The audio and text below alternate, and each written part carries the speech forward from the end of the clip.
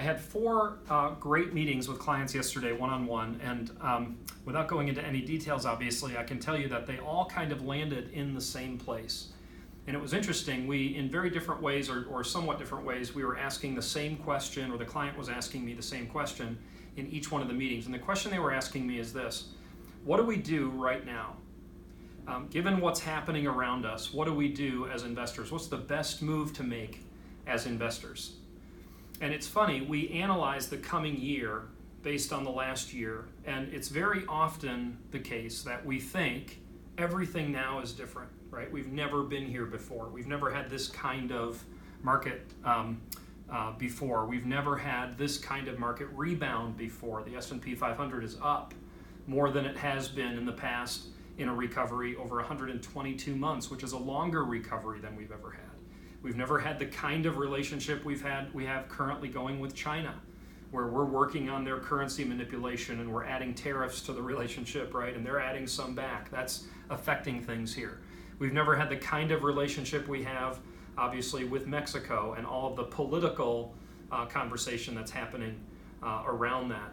It's very seldom that we have an inverted yield curve as an example of something that's different than normal. Short-term yields on bonds are exceeding, in some cases, the longer-term yields on bonds. So a lot of these things have never happened before. We've never had a president quite like the president we have currently, right? So a lot of things are different, a lot of things are new, and we're asking the question, a lot of clients are asking the question, what do we do right now? Have we been here before? And it feels like we haven't. But I want to tell you something. We have been right here where we are today. We've been here before, and I want to show you how.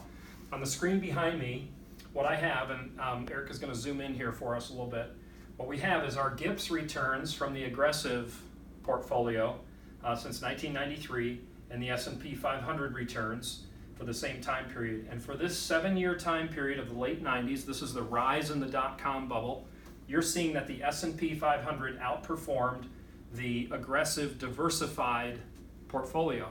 The S&P 500 being that one asset class, large U.S. companies, and it outperformed a diversified portfolio, which has some large and some small value growth and is also global.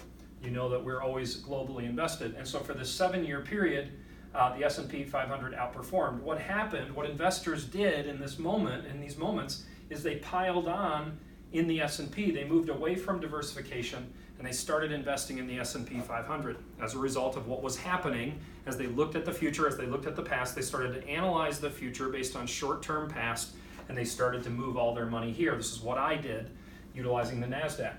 Well, unfortunately, at some point, this turns. It always does. We have 100 years of data that shows that it always does.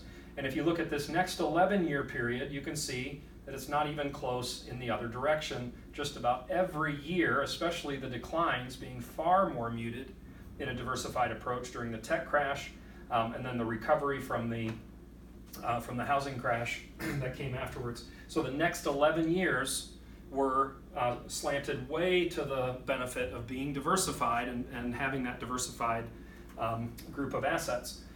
Then, as it sometimes does, it flips again, and the S&P 500 is in a period not as stark as up here, but it is exceeding diversification by a little bit. Now, I have a lot of clients seeing that maybe their 401k for the last year or two has outperformed their diversified accounts. Well, I would submit to you that I don't know where this turns, but it always has. It has very often turned, and we have been right here before.